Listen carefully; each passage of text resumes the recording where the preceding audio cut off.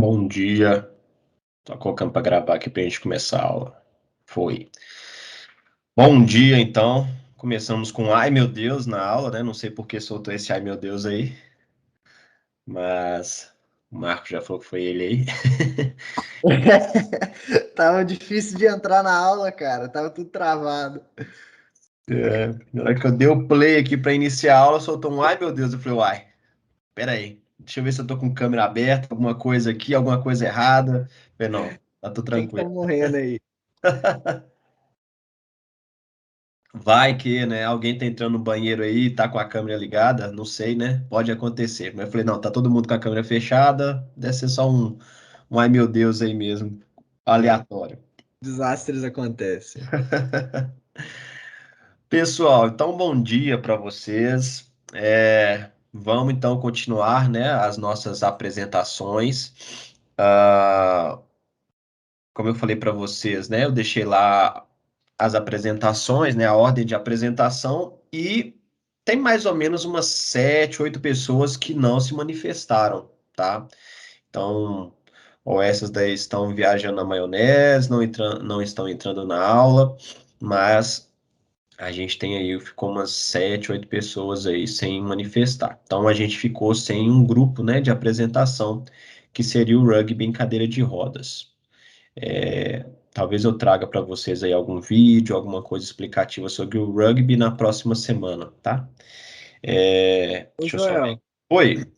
eu não lembro direito qual que é a ordem de apresentação, não. Mas se ninguém quiser, ninguém se disponibilizar, o meu grupo do basquete em cadeira de rodas quer apresentar primeiro. Ah, tá. Vai, pode ser. A primeiro a apresentar aqui é halterofilismo, mas sem problema, pode ser vocês. Deixa eu só falar aqui a ordem, Marcos, só para o pessoal ficar aqui atento. Então, a gente vai começar então com basquete em cadeira de rodas, que o Marcos aqui, né, quer começar, não tem ordem correta aqui.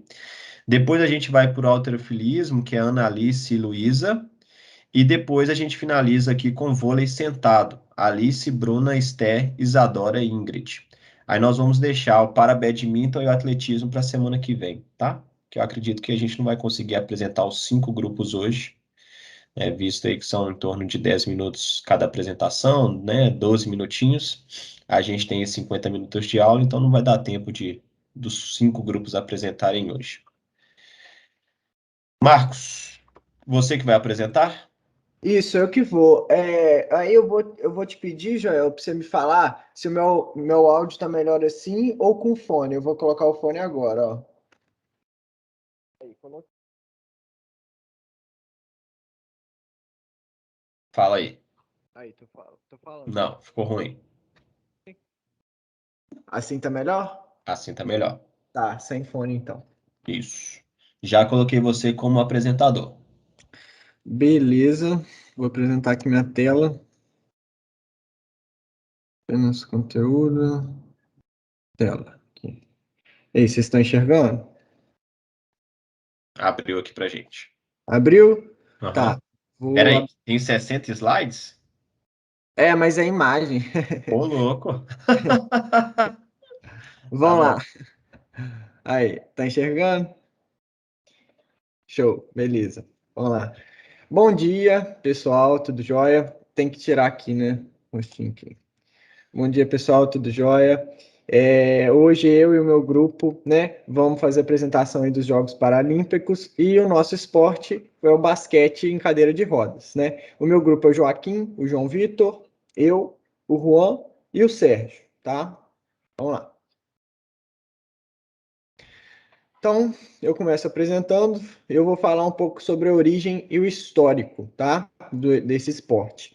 Em resumo, o basquete em cadeira de rodas surgiu na metade do século XX com o intuito de reintegrar os soldados que tinham saído feridos da Segunda Guerra Mundial e dar-lhes um propósito, ajudando assim na sua reabilitação. Sua base começou a ser criada em 1946 nos Estados Unidos. O basquetebol adaptado é um dos poucos esportes que começaram logo no primeiro Jogo Paralímpico, de 1960, e que até hoje faz parte dessa competição. Em 1968, o esporte deixou de ser apenas para homens e as mulheres também ganharam seu lugar nos Jogos Paralímpicos. Então, aqui são informações um pouco mais detalhadas, né? Tá falando que o basquetebol em cadeira de rodas foi criado no período pós-Segunda Guerra Mundial, em 2 hospitais dos Estados Unidos da América do Norte. Aí aqui embaixo fala de novo que foi em 1946 e que eles foram desenvolvidos em hospitais militares, né? E hospitais de reabilitação. Beleza. Aqui são informações mais específicas, a gente não precisa ficar lendo, não. Agora, esse último tópico é interessante porque no Brasil, os esportes paralímpicos começaram tempo depois, oficialmente em 1958, no Clube do Otimismo, no Rio de Janeiro, e no Grande Clube dos Paraplégicos de São Paulo, tá? Então, eles foram os pioneiros, né, aqui registrados do Brasil, tá? A praticarem tanto o basquete cadeira de rodas, tanto outros esportes, né, paralímpicos, né, para pessoas que têm deficiência. E aqui é o Clube do Otimismo, né, que é o do Rio de Janeiro, pioneiro do esporte paralímpico no Brasil. De 1958, esse clube em específico fechou em 2014. Aí estão aqui uns jogadores, né, de cadeira de roda, segurando ali a bola de basquete. Aqui uma reportagem bem antiga, ó. Brasil conquista taça no basquete de paraplégicos. Brasil vence a Argentina. Aqui um jogo dos Jatos da Panair contra os Jets. Um jogo aqui nacional, né? Antigo também. E aqui é outro jogo antigo que já é um jogo internacional. Então, vamos lá. As regras básicas do jogo. Como é que ele funciona, né? Em resumo, eles são praticamente igual ao basquete normal. A quadra tem medida de 28 metros por 15 metros de largura. 28 de comprimento, 15 de largura. Tem que ser obrigatoriamente delimitada por linhas, sendo todas elas iguais, e o cesto está na mesma altura que o do basquetebol normal, ou seja, a 3,005 metros do chão. Então, não tem essa facilidade, né, para os jogadores de cadeira de rodas, é a mesma altura. É jogado por 6 integrantes em cada equipe e o jogo é dividido por 2 períodos, cada um de 20 minutos. Se no fim desse tempo as equipes estiverem empatadas, joga-se uma prorrogação de 5 minutos para um desempate. Daí tá aí, né, um jogo, outro jogo, e esse aí é o Brasil contra o México, se eu não me engano. Foi um jogo que o Brasil ganhou. Vamos ver. Regras do jogo, né? Mais específicas. Um jogador é considerado fora do campo quando a sua cadeira estiver pelo menos um pouco fora do limite do campo ou estiver em cima da linha. Se o jogador atirar a bola no adversário com o intuito de fazer com que ela saia, a bola vai pertencer ao adversário. Quando o jogador tiver a bola em sua posse, apoiado no colo, ele só pode dar até 2 empurrões com a sua cadeira. Se der mais e não passar, driblar ou lançar a bola, é marcada a falta. Então, assim que o jogador pegar a bola, ele só pode dar 2 movimentos com a cadeira. Um jogador não pode ficar mais de 3 segundos na área restritiva do adversário, tendo como exceção se tiver a bola no ar, se for para receber um rebote ou se for uma bola morta. Se o jogador tiver a posse da bola, estiver pressionado pelo adversário, ele só pode ter a bola em seu poder sem lançar ou driblar durante 5 segundos. Tá, e tá aqui mais um jogo do Brasil. Mais um jogo do Brasil contra outro time que eu não lembro qual é. E aqui o Brasil de novo.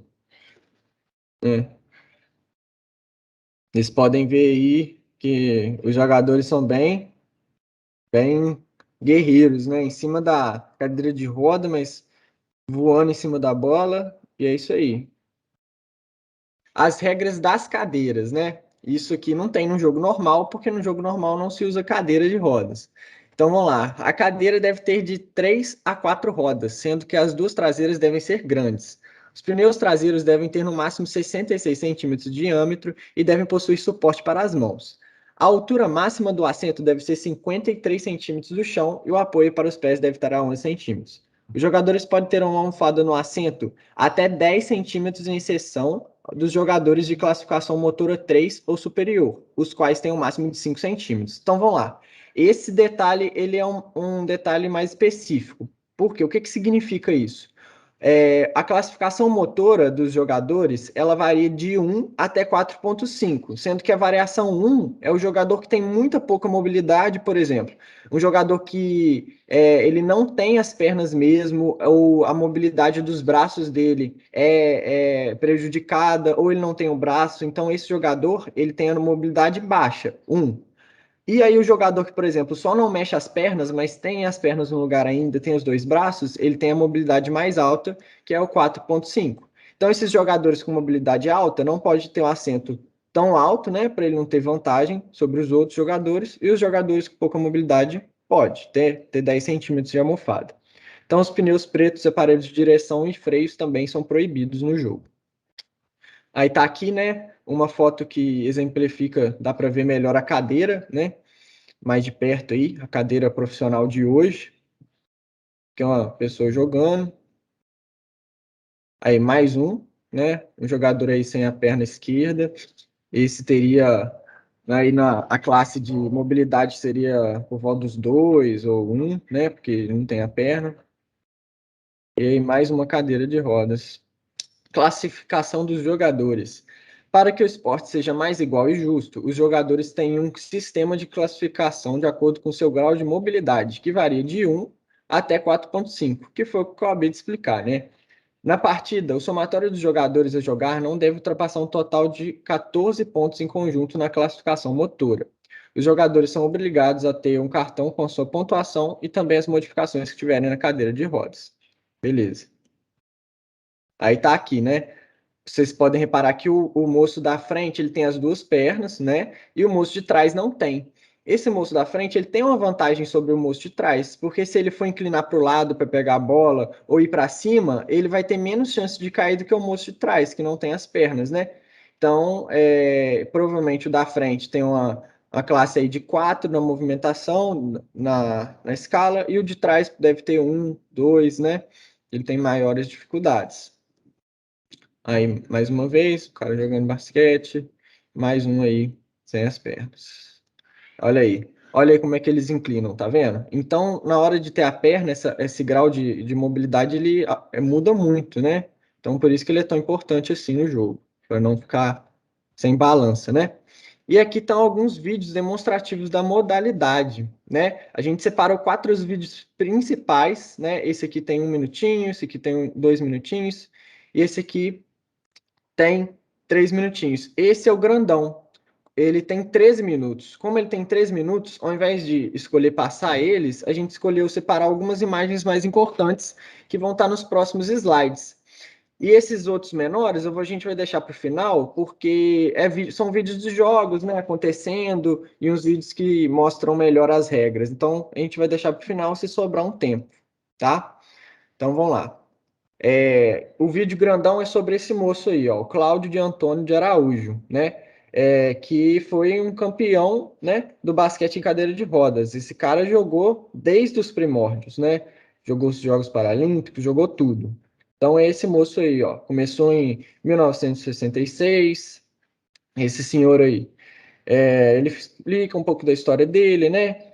Que ele entrou no Clube do Otimismo, que a gente mostrou lá atrás, né? Olha lá, o Clube do Otimismo.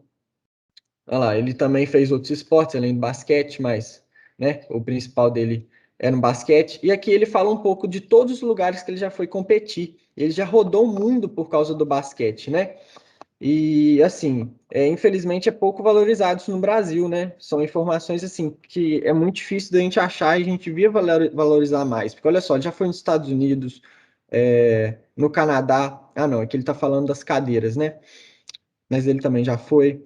Ele está falando aqui, ó, que os outros times, né? Os Estados Unidos, Canadá, que são mais ricos, eles têm cadeiras melhores, que mais leves e tal, que dá uma vantagem muito grande para eles. Só que apesar das dificuldades que esse pessoal do Brasil sofria, né? Porque as cadeiras eram piores e tal, não tinha muito aconselho, eles continuavam, né? Jogando mesmo assim. Ó, aí, ó, Buenos Aires, Argentina, né? Com a seleção brasileira, ele foi lá jogar. Jogos Pan-Americanos na Jamaica, Kingston, Heidelberg na Alemanha. Olha aí, ele viajou o mundo mesmo, no Peru. México, Canadá, Washington, né, nos Estados Unidos, França, Paris, olha lá, quanto lugar, Itália, Marrocos e tal, tal. Então, assim, né, muitos lugares mesmo, Inglaterra, muitos lugares mesmo, depois, né, depois a gente dá uma olhadinha melhor nisso aí. Agora eu vou passar a voz para o Joaquim, né, que vai introduzir aí o histórico do Brasil na modalidade. Bom dia, gente. O Brasil, né, no basquete cadeira de rodas, ele tem um histórico de uma presença muito forte no movimento paraolímpico, sendo que foi a primeira modalidade praticada aqui, né, desde 1958. E ela foi introduzida por Sérgio Delgrande e Robson Sampaio. Só que o Brasil, ele ficou fora das Paralimpíadas por um período de 16 anos. Só que durante os Jogos Parapan-Americanos de Mar del Plata, nós conseguimos conquistar uma vaga para Atenas em 2004. E apesar de ser uma modalidade popular aqui no Brasil, né, nós felizmente ainda não conquistamos nenhuma medalha, né, no basquete cadeira de rodas em Jogos Paralímpicos.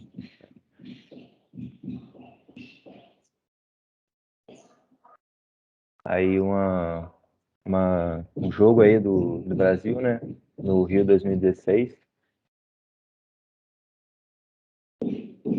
a modalidade feminina também. Mais uma foto do Brasil.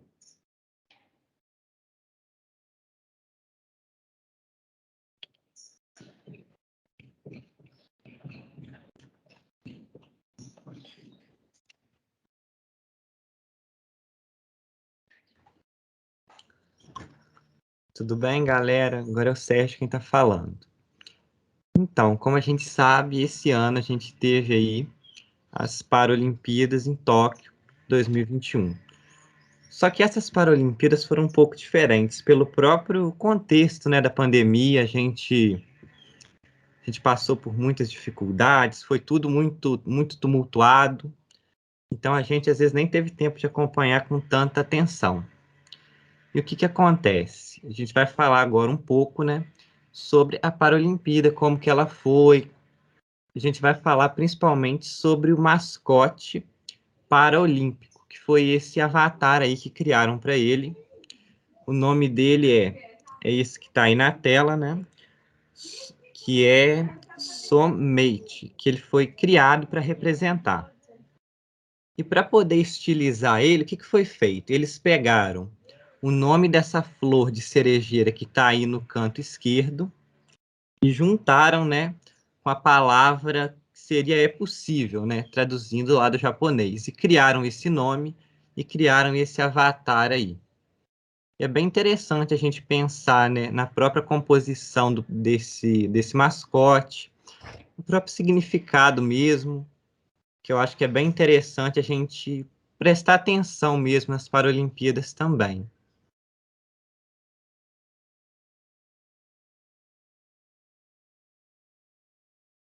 Como o Joaquim já disse, nós não temos medalhas paraolímpicas, como já foi dito lá. E mas a gente tem medalhas também, mas a gente tem medalhas. A gente teve a medalha de bronze, né, nos Jogos Parapan-Americanos de Toronto 2015 e de Guadalajara em 2011. Só que a gente não concorreu, né, nos Jogos de Tóquio. Porque o que acontece? Para poder classificar, a gente depende da campanha feita nos Jogos Parapan-Americanos. Só que a gente tinha que ficar em segundo lugar. E a gente não conseguiu ficar. A gente pegou o bronze, que é o terceiro. E a gente concorreu justamente com o Canadá. E o Canadá tem uma campanha muito boa, é realmente um país que se destaca muito nessa área. Mas mesmo assim, foi muito significativa, né, a vitória aí, né, que conseguiram trazer o bronze. Também é muito significativo, principalmente para o Brasil, né, que é um país que ainda tem um investimento mais deficiente na questão do esporte, seja ele olímpico ou paraolímpico, né?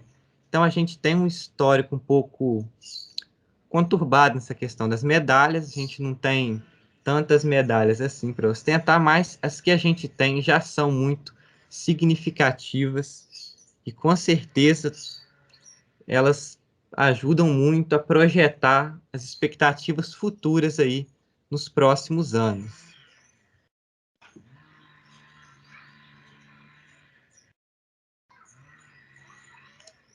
E agora aqui a gente resolveu trazer um momento mais reflexivo. Porque o que acontece? Ao longo da construção desse trabalho, o que a gente percebeu? A gente percebeu que o volume de informações referente às Paralimpíadas era bem menor do que o das Olimpíadas. E isso revela até quase que um descaso velado que a gente tem. A gente às vezes acha que aquele evento está ali só para atender um pequeno grupo. Mas na verdade não é bem assim. É um evento muito importante, pois ele é um evento cultural, humanitário, histórico, com diversos desdobramentos aí para a área econômica, o turismo. Então a gente não deve ter esse preconceito mesmo, que as Paralimpíadas são igualmente importantes às Olimpíadas e até um pouco mais complexas, pois envolvem muitas pessoas e também é muito importante para desconstruir a imagem que a gente tem de muitos deficientes, como se eles fossem incapazes. Quando na verdade não é assim, eles também são atletas, também são pessoas, têm história, família, amigos, carreiras, são vidas, né? E essa frase, se não puder voar, corra, se não puder correr, ande, se não puder andar, rasteje, mas continue em frente, de qualquer jeito. É uma frase que casa muito bem com as Paralimpíadas. Essa frase aí foi dita por Martin Luther King, um grande ativista político, que eu imagino que muitos já conheçam. E é exatamente isso, que a gente possa aí se desdobrar mesmo, alcançar, porque se a gente observar eles, apesar dos comprometimentos físicos, das adversidades da vida, do próprio descaso mesmo, a falta de investimento, infraestrutura, eles persistem, eles batalham e eles estão lá. Então, o para-atleta é muito importante, pois ele representa, né, uma classe muito importante das pessoas, que são as pessoas que são esperança para muitos, né? E tem aquela frase, né? Esperança pode mover o mundo, por que ela não pode mover você?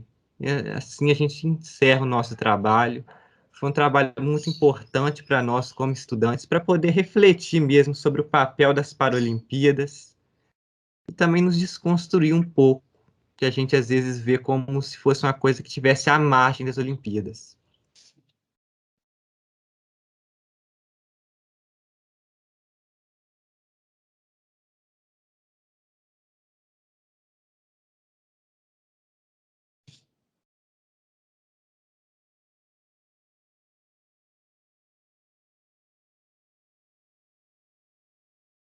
Deu para ouvir, gente?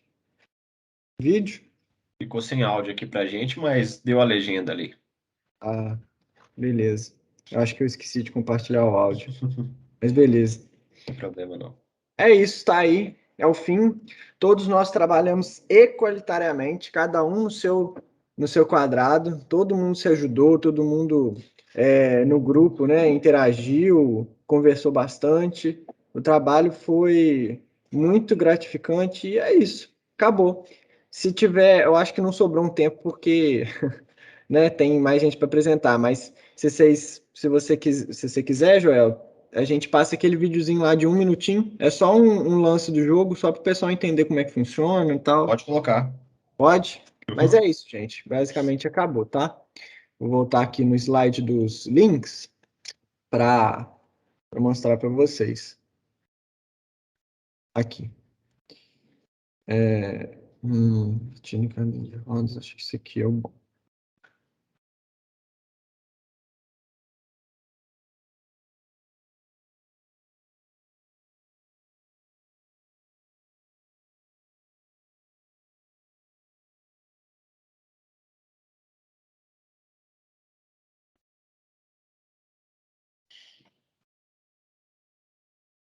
Se vocês quiserem falar em cima, porque a gente está sem áudio aqui.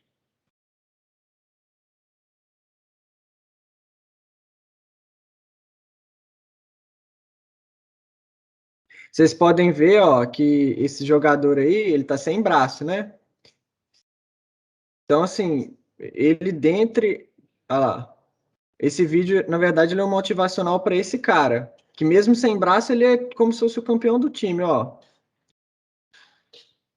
Então, o grau de mobilidade desse cara é menor do que o dos companheiros dele, ó. Que tem 2 braços, por exemplo. E você vê que apesar da dificuldade, né? Ele é o armador, ele é o cara. Ele é o cara que faz o jogo acontecer, ó. E ele não se importa para a dificuldade dele, ele supera isso. Olha lá. Ele é muito bom.